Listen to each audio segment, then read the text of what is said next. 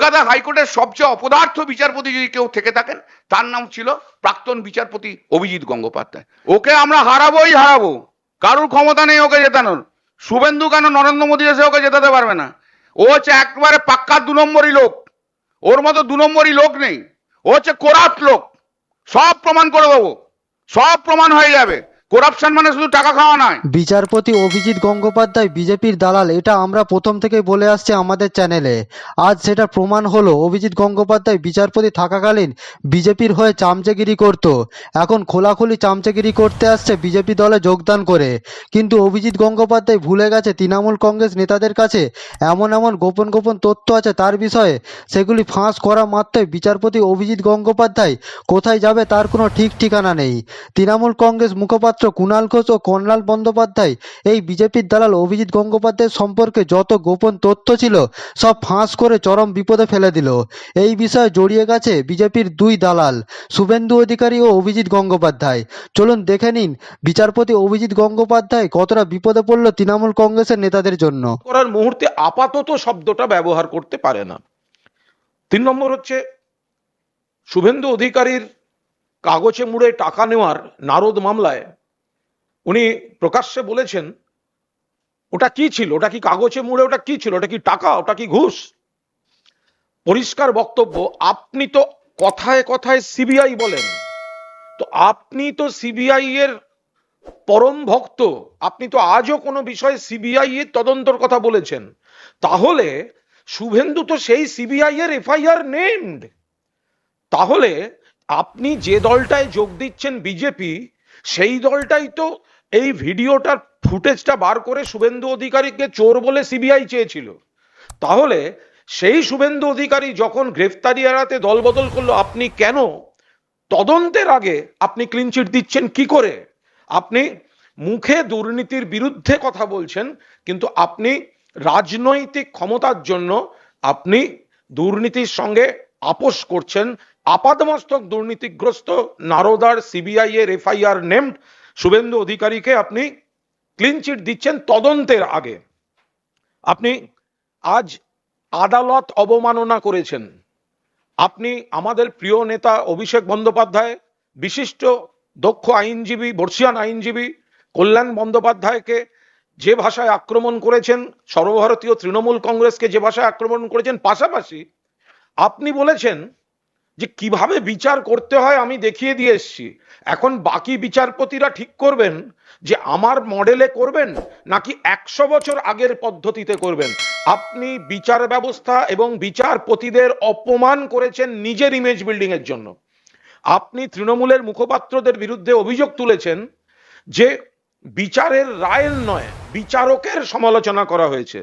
আমি আনন্দের সঙ্গে জানাচ্ছি আজকে প্রমাণিত তৃণমূল সঠিক লোককেই আক্রমণ করেছিল।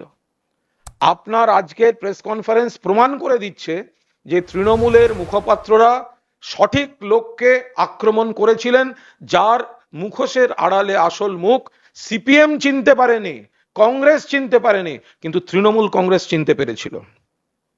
আমি অভিজিৎ গঙ্গোপাধ্যায়কে জিজ্ঞাসা করতে চাই, আপনি তো ক্যান্ডিডেট হবেন। অভিজিৎ বাবু, ক্যান্ডিডেট হওয়ার সময় আপনাকে একটা এফিডেভিট দিতে হবে। কল্যাণদা এফিডেভিটের আইনের খুঁটিনাটি সব বলে দিতে পারবেন।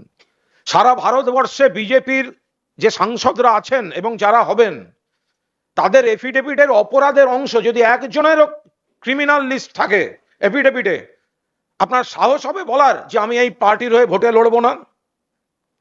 এফিডেভিট থেকে প্রমাণিত হয়ে যাবে ভারতীয় জনতা পার্টির কজন প্রার্থীর বিরুদ্ধে। কলকাতা হাইকোর্টের সবচেয়ে অপদার্থ বিচারপতি যদি কেউ থেকে থাকেন তার নাম ছিল প্রাক্তন বিচারপতি অভিজিৎ গঙ্গোপাধ্যায়, যে রাজনীতিটাকে পুরো রাজনৈতিক ফায়দাটাকে তুলেছেন। পুরো রাজনৈতিক ফায়দা তুলে উনি যা ইচ্ছা করেছেন। উনি একজন মহিলা মিডিয়া পার্সন, একটা চ্যানেলের, সেই মহিলা মিডিয়া মহিলাকে সাংবাদিক ওনার কোর্টে থাকতেন, মানে যখন সব সাংবাদিকরা থাকতো তো না হয়ে যায়, দাঁড়াতে বলুন না, ওকে যেখানে ইচ্ছে দাঁড়াতে বলুন। ওকে আমরা হারাবোই হারাবো, কারোর ক্ষমতা নেই ওকে জেতানোর। শুভেন্দু কেন নরেন্দ্র মোদী এসে ওকে জেতাতে পারবে না। ও হচ্ছে একবারে পাক্কা 2 নম্বরই লোক, ওর মতো 2 নম্বরই লোক নেই। ও হচ্ছে করাপ্ট লোক, সব প্রমাণ করে দেবো, সব প্রমাণ হয়ে যাবে। করাপশন মানে শুধু টাকা খাওয়া নয়, করাপশন মানে এটাও জুডিশিয়ারিতে বসে যখন পলিটিক্যালি মোটিভেটেড হয়ে জাজমেন্ট দেয়, that's also corruption. He is a dishonest, he dishonest, একদম ফ্রড। ওর judgement is a product of fraud. আজকে উনি বাজে থার্ড গ্রেডের লোক একটা, থার্ড গ্রেডের থার্ড স্ট্যান্ডার্ডের লোক একটা। কারুকার কাছে, আপনাদের অনেকের মিডিয়ার কাছে ওরা ভগবান, আমাদের কোনো আপত্তি নেই, যা ইচ্ছে ভগবান করুন। ও আসুক না, কোথায় দাঁড়াবে? হলদিয়া, ডায়মন্ড হারবার, শ্রীরামপুর, যেখানে নাক না কেন, ওকে হারাবোই হারাবো, ওকে হারতেই হবে। ও না হারলে তো বিচার ব্যবস্থাটাই উঠে যাবে।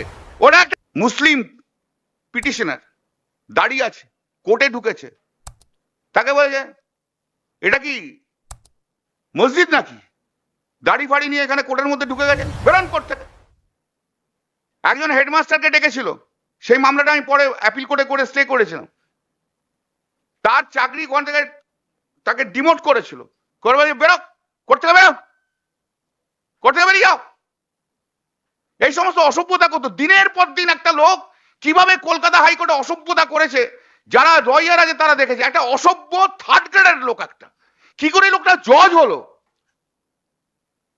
কি করে লোকটা জজ হলো? আমার মনে হয় ওর একটা মেন্টাল ট্রিটমেন্ট হওয়ার দরকার আছে। ওকে একটা মানসিক হসপিটালে ওর একটা ট্রিটমেন্ট হওয়া উচিত। ও সত্যি সত্যি স্ট্যান্ডার্ডের আছে কিনা একটা লেটে একটা বড় নিউট্রাল মেডিকেল সেন্টারে নিজে ওকে আগে চেক আপ হোক। ও যদি হিম্মত থাকে, কিসের কনস্পিরেসি? কেন ওখানে শুভেন্দু আছে বলে? মানে কত বড় দু নম্বরই লোক বলো, এর চেয়ে দু নম্বরই লোক কিছু নেই। ওসব করাপশন না, ও নিজেই করাপ্টেড। আমি তো বলছি, জানি না এখন শুভেন্দুর কাছ থেকে কত টাকা খেয়েছো। আর একটা হচ্ছে যে এটা তো বিজেপি এনেছিল। আজকে উনি যে নারদটা নিয়ে হঠাৎ ক্লিন চিট দিতে নেমেছেন শুভেন্দু অধিকারীকে, আর ওনারই তো প্রিয় সিবিআই, উনিই তো কথায় কথায় সিবিআই ডাকেন, সিবিআই দেন। তো এখন সেই সিবিআই এর এফআইআর নেমড হচ্ছে শুভেন্দু অধিকারী। তো আজকে সেই তদন্তের আগে উনি হঠাৎ সার্টিফিকেট দিতে বসলেন কেন, ক্লিন চিট দিতে বসলেন কেন? আর একটা বিষয়, উনি তৃণমূলের বিরুদ্ধে বা তৃণমূলের নেতা নেত্রীদের বিরুদ্ধে যে অভিযোগগুলো এনেছেন, তার প্রত্যেকটা কিন্তু তিনি এস্টাবলিশ করতে পারবেন না একটা রাজনৈতিক উৎসাহ যেটা বিরোধীরা করে, আর সেগুলো বিজেপির মধ্যে রয়েছে। উনি আজকে মা বোনেদের সম্মান ইত্যাদি অনেককে অনেক কথা বললেন, ভালো। তো অভিজিৎ বাবু, আপনি কি ওকে বলো না মণিপুরে যাক না ব্রিজভূষণের পাশে বসে দেখবেন কেমন লাগে? অভিজিৎ গঙ্গোপাধ্যায়কে অনুরোধ করব, ব্রিজভূষণ আমাদের সোনার মেয়ে, কুস্তিগির, সাক্ষী মালিকরা, শ্লীলতাহানির অভিযোগ, বিজেপির সাংসদ, দিনের পর দিন তারা রাস্তায় আন্দোলনে, কোথায় থাকে আপনার বিবেক? সেই ব্রিজভূষণ যে যাতে না বেশি ঝাড়ি, ও ঝাড়কে খুব ভয় খায়।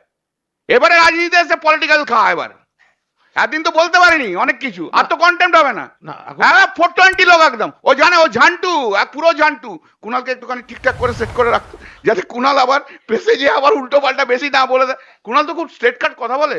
তা যাই হোক, কুণালেরও একটা, যাই হোক, যদি না বলে। এটা এখন একটা পরিষ্কার কথা যে একটা ব্যক্তিগত যোগাযোগ পরিচয় এটা আলাদা, কিন্তু কেউ যদি আমার যেটা অস্তিত্ব, আমার যেটা পরিবার, সর্বভারতীয় তৃণমূল কংগ্রেস, আমার নেত্রী মমতা বন্দ্যোপাধ্যায়, আমার নেতা অভিষেক বন্দ্যোপাধ্যায়, আমার দাদা কল্যাণ বন্দ্যোপাধ্যায়, তাকে যদি কেউ রাজনৈতিক মঞ্চ থেকে আক্রমণ করে, ব্যক্তি আক্রমণ করে, কুৎসা করে, তখন আমি নিশ্চিতভাবে তাকে সমান ভাষাতেই আমি সেটা ফেরত দেব।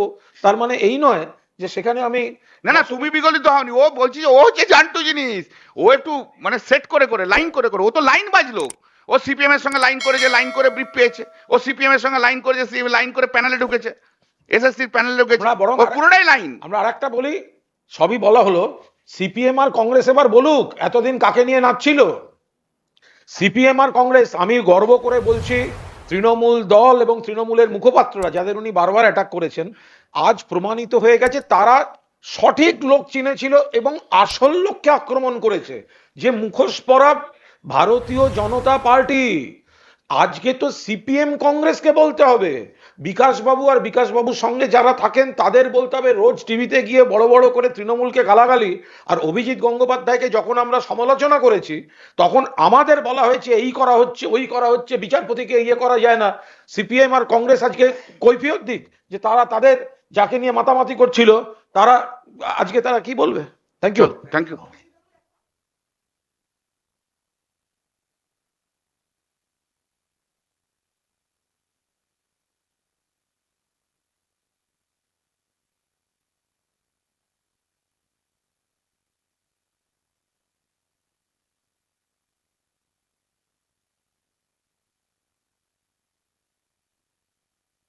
হ্যালো। না, ওটা তো ওটা নিয়ে কোনো মন্তব্য করব না, ওটা তো প্রশাসন রাজ্য সরকারের ব্যাপার। আর কোর্টের ব্যাপার হচ্ছে, কোর্টের বিভিন্ন স্তর থাকে। কোনো একটা জায়গায় রায় হয়েছে, আইনে অবকাশ আছে যে তার ঊর্ধ্বতর যে আদালত সেখানে যাওয়ার, এগুলো সরকার প্রশাসন দেখছে, এক্ষুনি এই নিয়ে কোনো মন্তব্য নেই।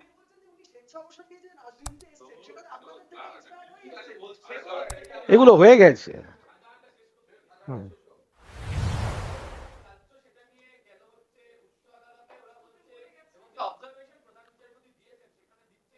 রাজ্য পুলিশের এত অতিরিক্ত ইচ্ছা কেন? কেন তদন্ত করতে চাইলো? ডেডলি ওয়েপন নিয়ে পরিকল্পনা করে মারধর করা হয়েছে, এগুলো উল্লেখ করা হচ্ছে অবজারভেশনে। এই নিয়ে কোনো মন্তব্য করব না, এটা আদালতের বিষয়টা, শুনানির বিষয় রয়েছে, যারা রাজ্য সরকারের প্রতিনিধি তারা দেখছেন। আরেকটা হচ্ছে যে ইলেকশন কমিশন বক্তব্যে বলছেন এবার থেকে জেলাতেও ইডি এবং কেন্দ্রীয় গোয়েন্দা ইলেকশনের কাজে তারা ইনভলভ থাকবে, নজরদারি করবে। হঠাৎ করে প্রার্থীদের বিষয় বা ইলেকশনে ইডি কে জেলায় দেওয়ার কি প্রয়োজন হলো বা কেন্দ্রীয় গোয়েন্দাদের? এটা অত্যন্ত আপত্তিকর। তার কারণ হচ্ছে, ইলেকশনটা ইলেকশন কমিশন করবে। যেভাবে কেন্দ্রীয় সরকার এজেন্সিকে বিরোধী দলকে দমন পীড়নের জন্য রাজনৈতিক উদ্দেশ্য প্রণোদিতভাবে ব্যবহার করছে, সিবিআই, ইডি, এনআইএ ইত্যাদি, নির্বাচনে সেখানে যদি এজেন্সিকে ব্যবহার করা হয় নির্বাচন কমিশনের কাজে, কেন সেটা, মানে কোন কারণে, কিসের জন্য? কমিশনের যে স্ট্রাকচার, তাতে তো যে জিনিসগুলো ধরার তারা মনে করলে তাদের হাতে ক্ষমতা রয়েছে, সেখানে হঠাৎ কেন্দ্রীয় এজেন্সি লাইক ইডি তাদের ব্যবহার করা, এটা বৃহত্তর কোনো পরিকল্পনা, বৃহত্তর কোনো ষড়যন্ত্র মাথায় না থাকলে এটা হয় না।